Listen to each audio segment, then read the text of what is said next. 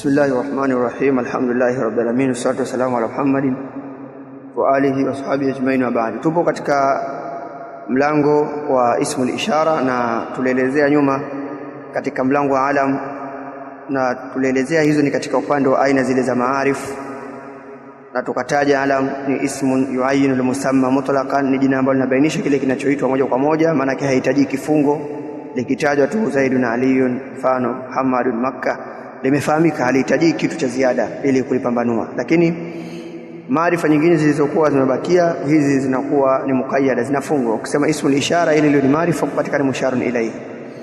Ukisema ismu usul, lazima kupatikana jumla tusila. Ukisema mudhafu, lazima kupatikana mudhafu ilayhi, ndio liwe ni maarifa. Kwa hiyo hizi zinakuwa zina kaidi, zina vifungo, sio kama vile alam. Alam maana yake haihitaji kifungo chochote. Kwa hiyo katika upande wa baiti Sheikh anasema rahmatullahi ta'ala alayhi, bidhali mufradin mudhakkarin ashir bidhi ti ta ala al-untha iqtasir wa dhani tani lilmusanna al-murtafi' wa fi siwahu dhaini taini udhkur tuti wa biula ashir li jamin mutlaqa wal maddu awla walada al-bud intiqa bil kafi harfan duna lamin aw ma wal lam in qaddamtaha mumtani'a. Anasema Sheikh bidhali mufradin mudhakkarin ashir, kwa kutumia hii dha limufradin, ashiria kwa kutumia mufradi ambaye itakuwa ni mmoja, mudhakkarin wa kiume. Utasema dha hadha zaidun, dha kitabun. Kwa hiyo utatumia dha endapo utaashiria mmoja mwanaume, lakini asili yake ilikuwa kama sio kuja katika sura ya kimashairi, maana yake ilitakiwa maneno ya kawaida inakuja ashir bidhali mufradi mudhakkar, lakini kwa sababu imepangilika kimashairi ndio ikatangulizwa ibara nyingine ikacheleweshwa. Asili yake ni ashir bidhali mufradi mudhakkarin, ashiria kwa kutumia dha kwa jina ambalo ni mufradi mudhakkarin, moja la kiume. Bidhi, na kwa kutumia dhi na dhi na ti na ta, hizi zote unatumia ukitaka kulitumia jina la kike, unatumia dhi au dhihi, au ukitaka pia dhihi unaweza ukaitia kasra ukasema dhihi, na ti na ta ala al-untha iqtasir. Kwa juu ya al-untha ya mwanamke iqtasir, zifunge, maana yake zifunge hizi kuzitumia kwake, matumizi yake huwa zinatumika kwa mmoja wa kike. Na hii dhi pia imekuja katika upande wa Mandhumatul Baikunia ya Abu Salih al-Hadith aliposema wadhi min aqsamil hadithi idda wa dhi. Kwa hiyo na dhi hii imetumika ya kike, na inatumika vile vile pia kwa jamu ya kundi la vitu ambavyo havina akili, yani kundi la vitu visivyokuwa na akili unatumia kama vile mwanamke, unaashiria dhi, au utatumia tita kama ilivyokuja katika sura hiyo. Kisha akasema wadhani, na tamko dhani na tani lilmusanna, utatumia kwa musanna wawili murtafi, wenye kurufaishwa, maana yake wanaume wawili, na hii tani inakuwa ni kwa wanawake wawili. Kwa hiyo dhani imekuja hata katika Qur'ani, na tamko tani vile vile pia linatumika kwa wanawake wawili, ambayo imetoka katika ile ti na ta. In hadhani la sakhirani. Kwa hiyo dhani hapo ilipo imekuja ile hau ni harfu ya tanbih, ismu ishara hiyo.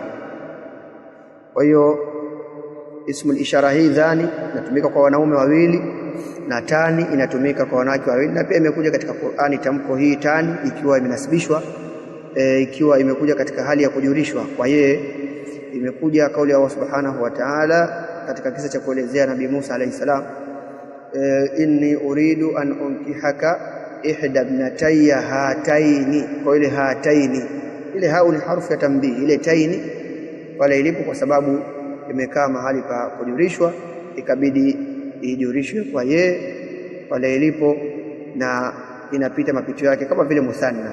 Ikipita katika upande wa kuifanya kama vile ni mu'rabu, itakuwa unaijurisha au unaisibisha kwa ye niabatan anil fatha au niabatan anil kasra, li'annahu mulhaqun bil musanna.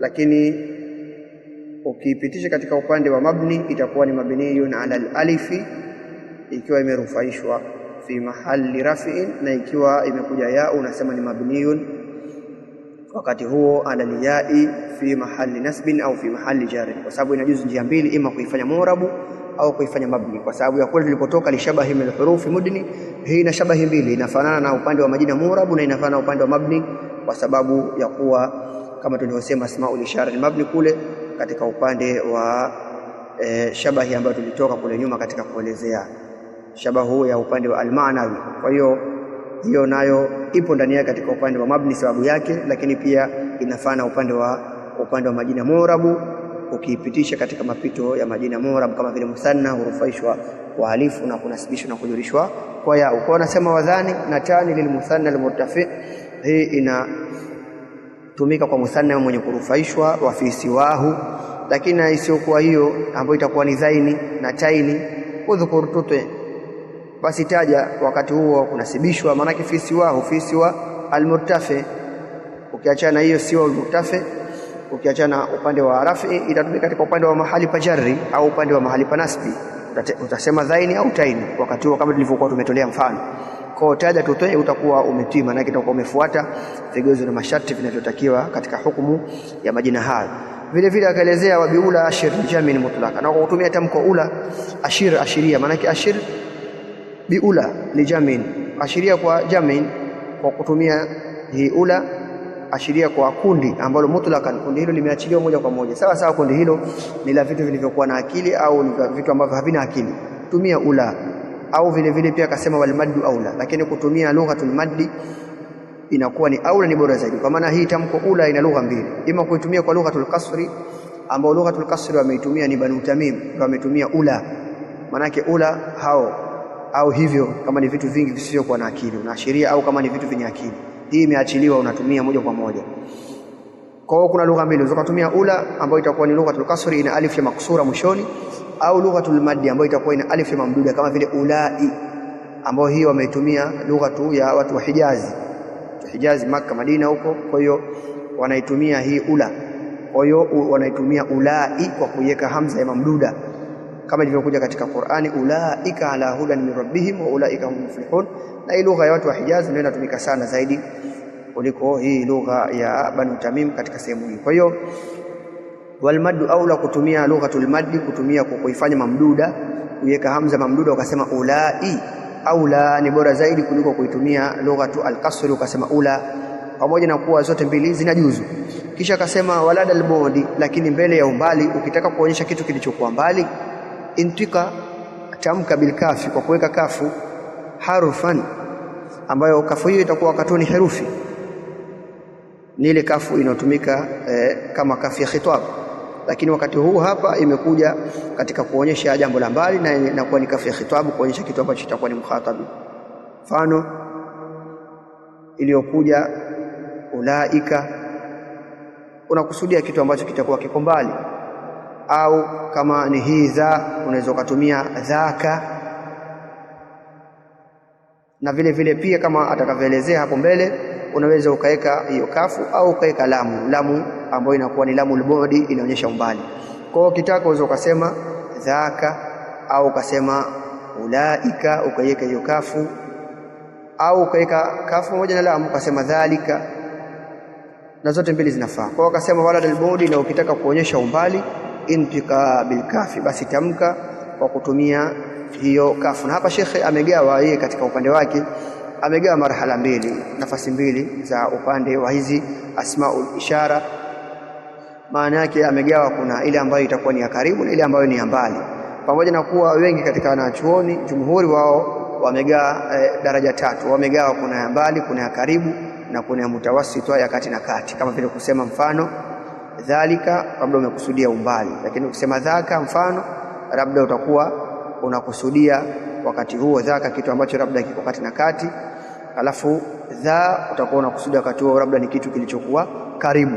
Kwa hiyo shekhe amepita katika mapito ya kuzigawa hizo asmaul ishara katika daraja mbili tu, kitu kilichokuwa mbali na kitu kilichokuwa karibu. Kwa hiyo maana akasema walad al-bu'di intika, na katika kuonyesha umbali intika tamka bil kafi, kwa kutumia kafu harfan. Tena kafu inakuwa ni herufi, ni ile harfi ya khitabi, sio kitu kingine, kwani herufi ukisema ni herufi inakuwa haina mahali katika i'rab. Tena duna lamin, pasna lamu, au maahu, au unaweza ukaweka pamoja na lamu. Mfano dha, unaweza ukasema dhaka au ukasema dhalika, kisha ukasema wallamu in qaddamtaha, lakini hii lamu in qaddamta ha, ukiitangulizia ha mwanzoni, mumtani ha, inazuiliwa, kwa maana haifai ikusanyike lamu na he mahali pamoja. Mfano hii dha unaweza ukasema dhaka au dhalika, unaweza ukaweka kafu na lam.